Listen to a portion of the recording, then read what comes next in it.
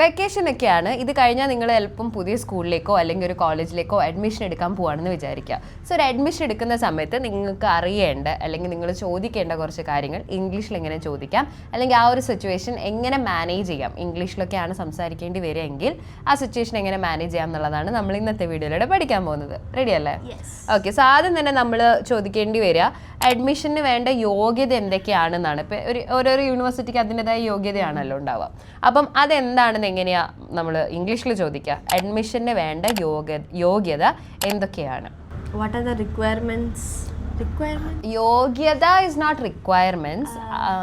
യോഗ്യത eligibility. Okay. So what eligible ആണോ അല്ലേ നമുക്ക് അറിയണം.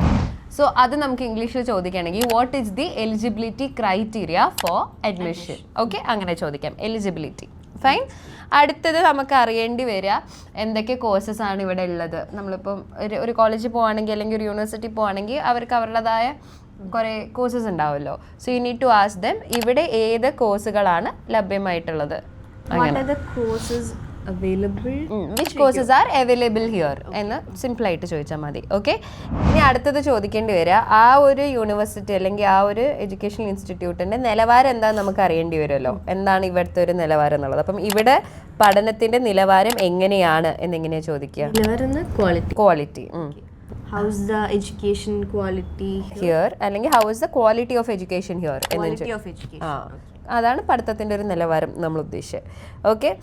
ഇനി നമുക്ക് മെയിനായിട്ട് അറിയേണ്ടി വരിക പേരൻസിനോ അതിൽ നമുക്കതിൽ അറിയേണ്ടി വരിക ഫീസ് എത്രയാണെന്നുള്ളതാണ്. അപ്പം എത്രയാണ് അഡ്മിഷൻ ഫീ എന്ന് എങ്ങനെ നമ്മൾ ഇംഗ്ലീഷിൽ ചോദിക്കുക? How much is the fee structure? അല്ല, how much is the admission fee എന്ന് സിമ്പിളായിട്ട് ചോദിച്ചാൽ മതി. ഓക്കെ. യെസ്.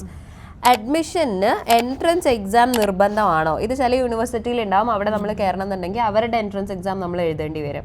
സോ അതെങ്ങനെ നമുക്ക് ചോദിക്കാൻ പറ്റുക? Entrance exam mandatory for admission. Is an entrance exam mandatory for admission? Mandatory എന്ന് പറഞ്ഞ വേർഡിൻ്റെ മീനിങ് കമ്പൽസറി, അത് നിർബന്ധമാണോ എന്നുള്ള മീനിങ് ആണ്. ഓക്കെ. അടുത്തത് ക്യാമ്പസിൽ ഇന്റേൺഷിപ്പ് അവസരങ്ങൾ ഉണ്ടോ? ഇതെങ്ങനെ നമുക്ക് ചോദിക്കാൻ പറ്റും? Does campus provide internship? Does അല്ലേ വരിക? ഡസ് അല്ല, ഡസ് ആണ് വരിക. ഡസ് അല്ലേ ഞാൻ പറഞ്ഞേ? ആണോ? ഓ okay. Campus provide internship? Does campus provide internship opportunities? Internship opportunities. Okay. അല്ലെങ്കിൽ ഇപ്പോൾ ക്യാമ്പസിൽ തന്നെ അതുണ്ടോയെന്ന് ചോദിക്കണമെങ്കിൽ are internship opportunities available on campus എന്നും ചോദിക്കാം. ഓക്കെ. അടുത്ത ചോദ്യം. ഇത് എല്ലാ കോളേജസിലും ഉണ്ടാവില്ല. ചില കോളേജസ് എന്ന് പറയുന്നത് കോളേജിൽ എസ്പെഷ്യലി പ്രൊഫഷണൽ കോളേജസ് ഡിഗ്രി കോളേജിലൊക്കെ പഠിക്കുമ്പം ചില കോളേജസ് ഭയങ്കര പൊളിറ്റിക്കൽ ആയിരിക്കും, ചില കോളേജസ് അത്ര പൊളിറ്റിക്കൽ ആവില്ല. എനിക്ക് സത്യം പറഞ്ഞാൽ കുറേ കാലം എനിക്ക് പൊളിറ്റിക്സ് എന്താണെന്ന് അറിയണ്ടായിരുന്നില്ല, പൊളിറ്റിക്കൽ ആവുന്നതിൻ്റെ ഇമ്പോർട്ടൻസ് എന്താണെന്ന് അറിയുന്നുണ്ടായിരുന്നില്ല. മാസ്റ്റേഴ്സിന് ഞാൻ മഹാരാജാസ് എന്നുള്ളൊരു കോളേജിൽ ചേർന്നപ്പോഴാണ് how important it is to be political എന്ന് ഞാൻ മനസ്സിലാക്കി. അതെനിക്ക് ഭയങ്കര പേടിയായിരുന്നു ആ കോളേജിൽ കയറാൻ. ബിക്കോസ് മഹാരാജാസ് ആണല്ലോ, ഭയങ്കര വയലൻസ് ആണെന്നൊക്കെ വിചാരിച്ച് കയറിയതാണ്. പക്ഷെ അവിടെ നിന്ന് ഞാൻ പുറത്തിറങ്ങിയത് വേറെ ഒരു മനുഷ്യനായിട്ടാണ്. എന്തൊക്കെയാണ് നമ്മൾ ഒരു റെസ്പോൺസിബിൾ സിറ്റിസൺ ആയിട്ട് ചെയ്യേണ്ട കാര്യങ്ങൾ എന്താണ്. രാവിലെ ഞാനിപ്പോൾ ഒരു ഇപ്പം ഞാൻ കുറേ സ്ഥലത്ത് പഠിച്ചിട്ടുണ്ടല്ലോ, നമ്മൾ രാവിലെ കോളേജിൽ പോകുമ്പോൾ പിള്ളേർ എന്തായിരിക്കും ചെയ്യുക? ഫോണിൽ നോക്കുന്നുണ്ടാവും, ചുമ്മാ ചില്ല് ചെയ്യുന്നുണ്ടാവും, അങ്ങനെയൊക്കെ. മഹാരാജാസ് ചെന്ന് കഴിഞ്ഞാൽ രാവിലെ നമ്മൾ കോളേജിൽ ചെല്ലുമ്പം അവിടുത്തെ പിള്ളേർ പത്രം വായിക്കുന്നുണ്ടാവും. ലിറ്ററലി യൂണിയൻ ഓഫീസിൽ ചെന്നാൽ അവിടുത്തെ ആൾക്കാർ എന്തായാലും പത്രം വായിച്ചുകൊണ്ടിരിക്കുന്നുണ്ടാവും. സോ അത്രയും റെസ്പോൺസിബിൾ ആയിട്ട് പല സ്ഥലത്തും ഭയങ്കര റയർ അല്ലേ. So it is very important I feel to have politics in college and to be political in life in general. Okay.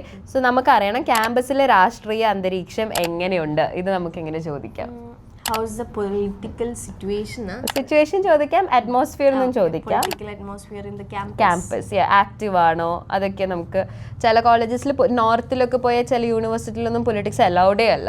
So കുട്ടികൾക്ക് എന്തെങ്കിലും റൈറ്റ്സോ അല്ലെങ്കിൽ കുട്ടികളുടെ എതിരായിട്ട് എന്തെങ്കിലും നടക്കുവാണെങ്കിൽ അതിന് വോയിസ് ചെയ്യാൻ നമുക്ക് യൂണിയൻ പോലത്തെ കാര്യങ്ങളില്ല. അപ്പം സത്യം പറഞ്ഞാൽ ടീച്ചേഴ്സിന് ഇപ്പം വെറുതെ അറ്റൻഡൻസ് കുറയ്ക്കുക അല്ലെങ്കിൽ ഗ്രഡ്ജ് കൊണ്ട് ഇന്റേണൽസ് കുറയ്ക്കുക, അങ്ങനത്തെ കുറേ കാര്യങ്ങൾ നടക്കാറുണ്ട്. അതിനൊക്കെ ക്വസ്റ്റ്യൻ ചെയ്യണമെങ്കിൽ കോളേജിൻ്റെ അകത്ത് പൊളിറ്റിക്സ് വേണം. അതാണ് എൻ്റെ ഒരു കാഴ്ചപ്പാട്. What do you think? അല്ലേ, വേണം. പൊളിറ്റിക്സ് ഉണ്ടെങ്കിൽ നമുക്ക് എല്ലാ സൈഡിലൂടെയും ചിന്തിക്കാനും പറ്റും. പക്ഷേ ഇറ്റ്സ് ജസ്റ്റ് ദാറ്റ് വയലൻസിലേക്ക് പോകാഞ്ഞാൽ മതി. അതിനോട് എനിക്ക് അധികം യോജിപ്പില്ല. വെറുതെ ഈ അടിപിടി ഉണ്ടാക്കുന്നതിൽ എനിക്ക് വെറുതെ സമയം കളയുന്ന പോലെ തോന്നാറ്. അപ്പം ഇതൊക്കെയാണ് ബേസിക്കായിട്ട് നമ്മൾ ഒരു അഡ്മിഷൻ്റെ സമയത്ത് ചോദിക്കുന്ന ചോദ്യങ്ങൾ. ഡിപ്പാർട്ട്മെൻറ്റ് എന്താണ്, അപ്പം നമ്മുടെ ഡിപ്പാർട്ട്മെൻറ്റ് എവിടെയാണ്, വേറെ സാർ ഡിപ്പാർട്ട്മെൻറ്റ്, അങ്ങനത്തെ ബേസിക്കായിട്ടുള്ള ചോദ്യങ്ങൾ മിക്കവാറും നിങ്ങൾക്ക് അറിയുന്നുണ്ടാവും. ഇനി ഇതല്ലാണ്ട് വേറെ ഏതെങ്കിലും ചോദ്യങ്ങൾക്ക് നിങ്ങൾക്ക് ആൻസർ വേണമെന്നുണ്ടെങ്കിൽ കോമെൻറ്റ് ഡൗൺ ബിലോ, അതിൻ്റെയും കൂടി റിപ്ലൈ നമ്മൾ തരാം. ഓക്കെ, ഇംഗ്ലീഷ് കഫേയുടെ കോഴ്സിൽ ജോയിൻ ചെയ്യണമെന്നുണ്ടെങ്കിൽ എന്താ ചെയ്യേണ്ടത്? നമ്മൾ കമൻറ്റിൽ കോഴ്സ് എന്ന് കമൻറ്റ് ചെയ്താൽ നമ്മൾ കോൺടാക്ട് ചെയ്തോളാം. ഓക്കെ, അപ്പോൾ see in the next episode. English കഫേയിൽ ആർക്കും എവിടെ നിന്നും ഇംഗ്ലീഷ് സംസാരിച്ച് പഠിക്കാം. ലൈവ് ഇന്ററാക്റ്റീവ് ക്ലാസുകൾ, ഓൺലൈൻ വീഡിയോ ക്ലാസുകൾ, 24 hours നിങ്ങളെ സപ്പോർട്ട് ചെയ്യാനായി ഒരു പേഴ്സണൽ ട്രെയിനർ. കൂടുതൽ വിവരങ്ങൾക്ക് ഡിസ്ക്രിപ്ഷനിലെ വാട്സ്ആപ്പ് നമ്പറിൽ മെസ്സേജ് അയക്കൂ.